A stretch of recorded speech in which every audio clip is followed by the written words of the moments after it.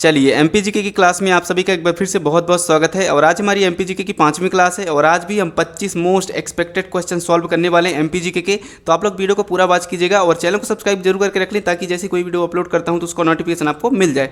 तो चलिए आज की इस क्लास को स्टार्ट कर लेते हैं। ठीक, चलिए अगला क्वेश्चन कह रहा है सांची के स्तूप का निर्माण किसने करवाया था। आपको बताना है सांची के स्तूप का निर्माण किसने करवाया था। तो सांची के स्तूप का जो निर्माण है अशोक ने करवाया था। ठीक, सी इज करेक्ट आंसर। सांची के स्तूप का निर्माण अशोक ने करवाया था। और साथ साथ नोट करेंगे यह एक बौद्ध परिसर है, यह एक बौद्ध धर्म से संबंधित है, यानी मध्य प्रदेश के रायसेन जिले में स्थित है। कहाँ स्थित है? सांची का स्तूप मध्य प्रदेश के रायसेन जिले में स्थित है।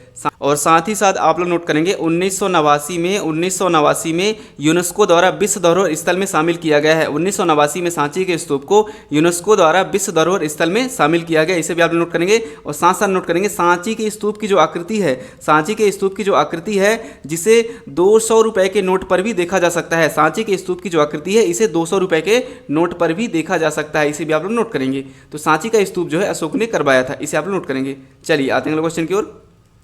चलिए अगला क्वेश्चन कह रहा है मध्य प्रदेश नगर निगम अधिनियम 1956 के अनुसार एक निर्वाचित पार्षद को उसके पद से कौन हटा सकता है। आपको बताना है एक निर्वाचित पार्षद को उसके पद से कौन हटा सकता है। तो इसका राइट आंसर होगा मंडल आयुक्त। ठीक, सी इज करेक्ट आंसर। एक निर्वाचित पार्षद को मंडल आयुक्त ही हटा सकता है। साथ साथ हम नोट करेंगे मध्य प्रदेश नगर निगम अधिनियम 1956 की धारा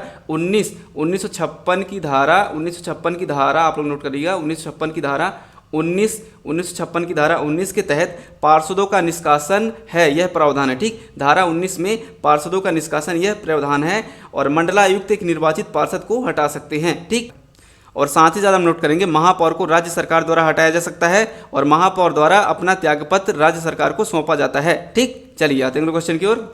चलिए अगला क्वेश्चन कह रहा है जनगणना 2011 के अनुसार मध्य प्रदेश की साक्षरता दर कितनी थी। तो 2011 के अनुसार मध्य प्रदेश की साक्षरता दर जो है 69.32%। ठीक, 69.32% है हमारे मध्य प्रदेश की साक्षरता दर। और सर्वाधिक साक्षरता दर मध्य प्रदेश के जबलपुर जिले की। ठीक, जबलपुर जिले की सर्वाधिक साक्षरता दर जो है हमारे मध्य प्रदेश की। ठीक, चलिए आते हैं अगले क्वेश्चन की ओर। अगला क्वेश्चन कह रहा है मध्य प्रदेश राज्य बांस मिशन का गठन कब किया गया था। आपको बताना है मध्य प्रदेश राज्य बांस मिशन का गठन कब किया गया था। तो मध्य प्रदेश राज्य बांस मिशन का जो गठन है 3 जुलाई 2013 को किया गया था। ठीक, 3 जुलाई 2013 को बांस मिशन का गठन किया गया था, इसे आप लोग नोट करेंगे। चलिए आते हैं क्वेश्चन की ओर। अगला क्वेश्चन कह रहा है बाणसागर बांध किसके नाम पर रखा गया है। बाणसागर बांध किसके नाम पर रखा गया है। तो सबसे पहले आप लोग बात करेंगे कि बाणसागर बांध जो किस नदी पर बना है। बाणसागर बांध सोन नदी पर बना। ठीक, सोन नदी पर हमारा बाणसागर बांध बना है। ठीक, और सोन नदी कहाँ से निकलती है? अमरकंटक से। ठीक, अमरकंटक से सोन नदी आपकी निकलती है। ठीक, अनूपपुर जिले के अमरकंटक से सोन नदी निकलती है और सोन नदी पर ही बाणसागर बांध बना हुआ है। ठीक, तो बाणसागर बांध जो है आपका बता दें बाणभट्ट नाम के व्यक्ति के नाम से बना हुआ है। ठीक, सी इज करेक्ट आंसर। बाणसागर बांध बाणभट्ट नाम के व्यक्ति से बना हुआ है और बाणसागर बांध जो है मध्य प्रदेश में स्थित है और इसे 2008 में सधिकार किया गया था। ठीक, 2008 में सधिकार किया गया था। साथ साथ नोट करेंगे मध्य प्रदेश की सोन नदी पर है और बांध का निर्माण 1978 में शुरू हो गया था। ठीक, साथ साथ नोट करेंगे बाणसागर बांध परियोजना की जो नींव है पूर्व प्रधानमंत्री मोरारजी देसाई ने रखी थी। ठीक, इसे आप लोग नोट करेंगे। साथ साथ नोट करिएगा वर्ष 2006 में तत्कालीन प्रधानमंत्री अटल बिहारी वाजपेयी द्वारा राष्ट्र को समर्पित किया गया। ठीक, इसे आप नोट करेंगे। और बाणसागर बांध से 3 राज्यों को लाभ मिल रहा है। ठीक, मध्य प्रदेश, उत्तर प्रदेश, बिहार, इसे भी आप नोट करेंगे। चलिए आते हैं क्वेश्चन की ओर। अगला क्वेश्चन कह रहा है विदिशा किस नदी के तट पर स्थित है। तो हम सभी को पता है विदिशा जो है बेतवा नदी के तट पर स्थित है। विदिशा बेतवा नदी के तट पर स्थित है और बेतवा के तट पर आपका ओरछा भी स्थित है। ठीक, ओरछा आपका जो है बेतवा नदी के तट पर ही स्थित है, इसे आप नोट करेंगे। और बेतवा कहाँ से निकलती है? रायसेन जिले के, आप लोग नोट कीजिएगा, बेतवा रायसेन जिले के कुम्हरा गांव से निकलती है बेतवा नदी। ठीक, बेतवा रायसेन जिले के कुम्हरा गांव से निकलती है, इसी बात नोट करेंगे। और साथ साथ नोट करेंगे आपका जो ओरछा है ये किस में आता है? निवाड़ी जिले में आता है। ठीक, निवाड़ी, ओरछा कहाँ पे आता है? निवाड़ी जिले के अंतर्गत आता है, इसे आप नोट करेंगे। और टीकमगढ़ से अलग हुआ है निवाड़ी। ठीक, चलिए आते हैं क्वेश्चन की ओर। चलिए अगला क्वेश्चन कह रहा है निम्नलिखित में से किसे प्रत्यक्ष चुनाव के माध्यम से जनता द्वारा निर्वाचित किया जाता है। आपको बताना है निम्नलिखित में से किसे प्रत्यक्ष चुनाव के माध्यम से जनता द्वारा निर्वाचित किया जाता है। तो ग्राम पंचायत निकाय, ग्राम पंचायत में जो भी चुनाव होते हैं इन्हें जनता द्वारा प्रत्यक्ष रूप से निर्वाचित किया जाता है। ठीक, डी इज करेक्ट आंसर। और साथ ही साथ आप नोट करेंगे ग्राम पंचायत के प्रधान और सदस्यों का चुनाव धारा 21 के अंतर्गत आता है। ठीक, ग्राम पंचायत में जो भी आपको बता दें प्रधान और सदस्यों का जो चुनाव है धारा 21 के अंतर्गत आता है। और ग्राम सभा के सदस्य किसी भी स्थापित प्रक्रिया के अनुसार ग्राम पंचायत के प्रधान और सदस्यों का प्रत्यक्ष चुनाव गुप्त मतदान द्वारा कराए जाते हैं। ठीक, इसी बात नोट करेंगे। और साथ साथ नोट करेंगे प्रधानमंत्री का चुनाव कैसे होता है। सांसद के सभी सदस्य प्रधानमंत्री का चयन करते हैं। और लोकसभा की सीटें हमारे भारत में कितनी है, 545 सीटें हैं लोकसभा की, ठीक, हमारे भारत में। ठीक, वही हमारे मध्य प्रदेश विधानसभा की सीटों की संख्या कितनी है, 230। विधानसभा की सीटों की संख्या हमारे मध्य प्रदेश में 230 है। हमारे मध्य प्रदेश में लोकसभा की सीटों की संख्या 29 है। ठीक, और 11 राज्यसभा की सीटें हमारे मध्य प्रदेश में। ठीक, इसी बात नोट करेंगे। चलिए आते हैं अगला क्वेश्चन की ओर। चलिए अगला क्वेश्चन कह रहा है राजस्व अधिकारी द्वारा पारित आदेश के विरुद्ध कलेक्टर के समक्ष अपील दायर करने की सीमा क्या है। तो यह है टोटल 45 दिन। ठीक, 45 दिन के अंदर राजस्व अधिकारी द्वारा पारित आदेश के विरुद्ध कलेक्टर के समक्ष अपील जो है दायर किया जा सकता है। ठीक, 45 दिन के अंदर। ठीक, चलिए आते हैं अगला क्वेश्चन की ओर। चलिए अगला क्वेश्चन कह रहा है इतिहास के अनुसार ग्वालियर शहर की स्थापना किसने की है। आपको बताना है इतिहास के अनुसार ग्वालियर शहर की स्थापना किसने की है। तो ग्वालियर शहर की स्थापना जो है सूरज सेन ने की है। ठीक, डी इज करेक्ट आंसर, सूरज सेन ने ग्वालियर शहर की स्थापना की है। चलिए आते हैं अगला क्वेश्चन की ओर। चलिए अगला क्वेश्चन कह रहा है मध्य प्रदेश में मध्य प्रदेश राज्य आपदा प्रबंधन प्राधिकरण का गठन कब किया गया था।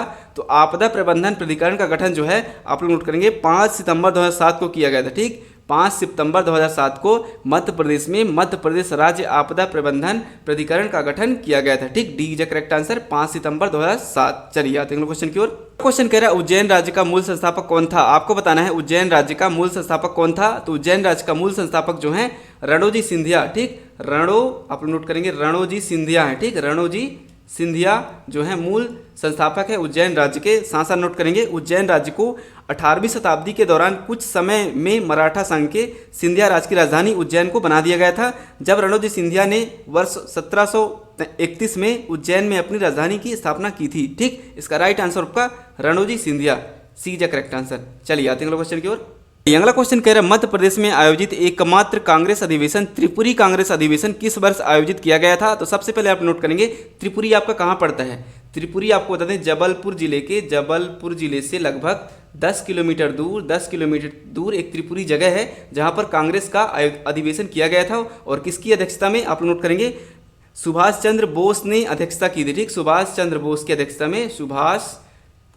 की अध्यक्षता में त्रिपुरी अधिवेशन किया गया था। और कब किया गया था, वर्ष 1939 में त्रिपुरी अधिवेशन किया गया था सुभाष चंद्र बोस की अध्यक्षता में। इसे आप नोट करेंगे। और बाद में क्या हुआ था, बाद में सुभाष चंद्र बोस ने इस्तीफा दे दिया था। उसके बाद सत्र की अध्यक्षता डॉक्टर राजेंद्र प्रसाद ने किए थे। ठीक, चलिए आते हैं अगले क्वेश्चन की ओर।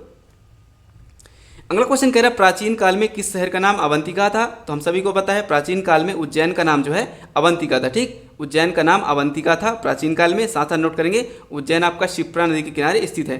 क्षिप्रा नदी के किनारे आपका उज्जैन स्थित है। कालिदास समारोह, कालिदास अकेडमी सभी उज्जैन में है। और कालिदेह पैलेस जो है आपका उज्जैन में है क्षिप्रा नदी के तट पर। चलिए आते हैं अगला क्वेश्चन की ओर। चलिए अगला क्वेश्चन कह रहा है मध्य प्रदेश में 1942 का भारत छोड़ो आंदोलन कहाँ से शुरू किया गया था। आपको बताना है भारत छोड़ो आंदोलन 1942 का कहाँ से शुरू किया गया था, मध्य प्रदेश में। तो भारत छोड़ो आंदोलन किसने किया था, महात्मा गांधी ने किया था। ठीक, महात्मा गांधी ने भारत छोड़ो आंदोलन किया था 8 अगस्त, आप लोग नोट करेंगे 8 अगस्त 1942 से शुरू होता है आपका भारत छोड़ो आंदोलन। और इसे अगस्त आंदोलन भी कहा जाता है। ठीक, तो भारत छोड़ो आंदोलन मध्य प्रदेश के विदिशा जिले से शुरू हुआ था। ठीक, विदिशा जिले से भारत छोड़ो आंदोलन शुरू किया गया था। और विदिशा आपका बेतवा नदी के किनारे स्थित है। ठीक, विदिशा आपका बेतवा नदी के किनारे स्थित है। और भारत छोड़ो आंदोलन 8 अगस्त 1942 से शुरू होता है। और महात्मा गांधी ने भारत छोड़ो आंदोलन चलाया था। चलिए आते हैं अगले क्वेश्चन की ओर। अगला क्वेश्चन कह रहे हैं निम्नलिखित में से कौन सा मध्य प्रदेश का प्रथम ताम्रपाषाण स्थल है। तो मध्य प्रदेश का प्रथम ताम्रपाषाण स्थल जो है आपका कायथा, सी इज करेक्ट आंसर। कायथा जो है मध्य प्रदेश का ताम्रपाषाण स्थल है। और ये कायथा कहाँ पर है, उज्जैन जिले में। ठीक, उज्जैन जिले पर आपका कायथा स्थित है। ठीक, और यह मध्य प्रदेश का पहला ताम्रपाषाण स्थल है। और इसकी खोज डॉक्टर विष्णुधर वाकड़कर ने की। ठीक, डॉक्टर विष्णुधर वाकड़कर ने कायथा की खोज की। और डॉक्टर विष्णुधर वाकड़कर ने किसकी खोज की है, भीमबेटका की गुफाओं की खोज विष्णुधर वाकड़कर ने 1957 में की है। इसी वाला नोट करेंगे। चलिए आते हैं अगले क्वेश्चन की ओर। चलिए अगला क्वेश्चन कह रहा है निम्नलिखित में से किस राजवंश ने विदिशा में अपनी राजधानी स्थापित की और बाद में सांची स्तूप का तोरण द्वार बनवाया। ठीक, तो शुंग वंश, आप लोग नोट करेंगे शुंग वंश के लोगों ने विदिशा में अपनी राजधानी स्थापित किया था। और सांची के स्तूप का तोरण द्वार भी बनवाया था। ठीक, शुंग वंश के लोगों ने। साथ साथ नोट करेंगे शुंग वंश, आप लोग नोट कीजिएगा। शुंग वंश के शासक पुष्यमित्र ने, किसने, पुष्य, आप लोग नोट करेंगे पुष्यमित्र, पुष्यमित्र ने विदिशा में अपनी राजधानी स्थापित की है, ठीक। और शुंगवंश की स्थापना पुष्यमित्र शुंग ने 185 ईसा पूर्व में की थी, ठीक। चलिए आते हैं अगले क्वेश्चन की ओर। अगला क्वेश्चन कह रहा है वर्ष 1920 में मध्य प्रदेश के किस जिले में कांग्रेस कमेटी का गठन किया गया था। आपको बताना है वर्ष 1920 में मध्य प्रदेश के किस जिले में कांग्रेस कमेटी का गठन किया गया था, ठीक। तो कांग्रेस कमेटी का गठन जो है आपका मध्य प्रदेश में 1920 में रतलाम जिले में किया गया था, ठीक। और कांग्रेस पार्टी की स्थापना कब की गई थी? 1885 में कांग्रेस पार्टी की स्थापना की गई थी, इसे आप नोट करेंगे। चलिए आते हैं अगले क्वेश्चन की ओर। अगला क्वेश्चन कह रहा है गोंडवाना साम्राज्य की प्रसिद्ध रानी दुर्गावती ने अपनी राजधानी कहाँ स्थानांतरित कर दिया था। आपको बताना है गोंडवाना साम्राज्य की प्रसिद्ध रानी दुर्गावती ने अपनी राजधानी कहाँ से स्थानांतरित कर दिया था। इसका राइट आंसर आपका चौरागढ़ में अपनी राजधानी को स्थानांतरित कर दिया था रानी दुर्गावती ने, ठीक। और रानी दुर्गावती कहाँ संबंधित है? जबलपुर से, ठीक। जबलपुर से रानी दुर्गावती संबंधित है। चलिए आते हैं क्वेश्चन की ओर। चलिए अगला क्वेश्चन कह रहा है गांधी जी छिंदवाड़ा जिले में प्रथम बार कब आए थे। आपको बताना है गांधी जी छिंदवाड़ा जिले में प्रथम बार कब आए थे। तो गांधी जी छिंदवाड़ा जिले में प्रथम बार आप लोग नोट करेंगे 6 जनवरी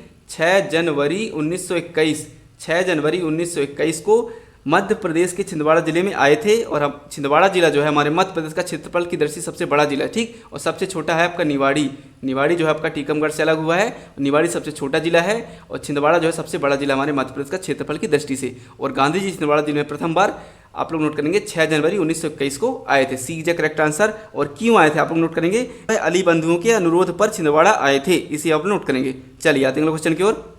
चलिए अगला क्वेश्चन कह रहा है भारत के प्रथम साम्राज्य निर्माता के रूप में किसे जाना जाता है। तो भारत के प्रथम साम्राज्य निर्माता के रूप में नंद को जाना जाता है, ठीक। नंद, डी इज करेक्ट आंसर। साथ साथ नोट करेंगे नंद ने 344 ईसा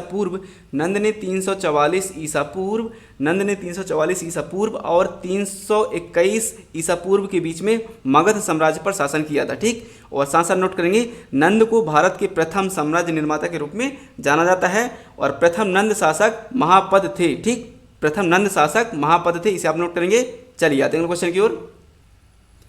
चलिए अगला क्वेश्चन कह रहा है जय विलास महल। आपको बताना है जय विलास महल निम्नलिखित में से किस जिले में स्थित है। चूंकि यह क्वेश्चन गलत टाइप हो गया है, जय विलास महल कहाँ पर स्थित है। तो जय विलास महल जो आपका ग्वालियर जिले में स्थित है, ए इज करेक्ट आंसर। और वहीं पर आप नोट करेंगे उज्जैन में आपका कालियादेह पैलेस स्थित है क्षिप्रा नदी के तट पर। चलिए आते हैं क्वेश्चन की ओर।